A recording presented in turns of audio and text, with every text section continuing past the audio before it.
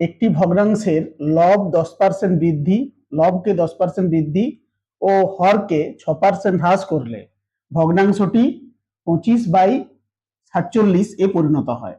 ভগ্নাংশটি হলো, মানে যে ভগ্নাংশটি প্রথমে ছিল সেটি কত সেটা আমাদেরকে নির্ণয় করতে হবে। 5/11, 6/11, 7/11 না 4/11 কোনটা ছিল সেটা নির্ণয় করব।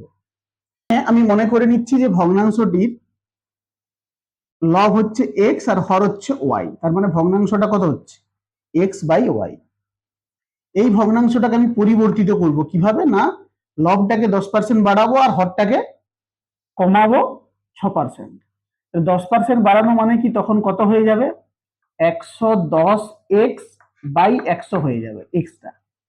আর ওয়াইটাকে যখন 6% কমিয়ে দেবো তখন ওয়াইটা পরিণত হবে কত 94y/100 পরিণত হবে।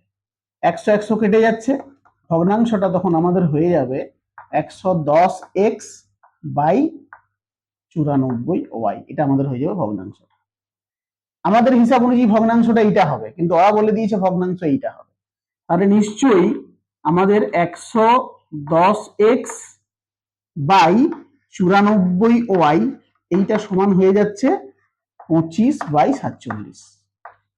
ঠিক আছে, 47 দুগুণে 94 হয়ে গেল, 5 5 25 আর 5 দুগুণে 10, 5 দুগুণে 10, 22। আচ্ছা, এটা হয়ে গেল 11 দুগুণে 22।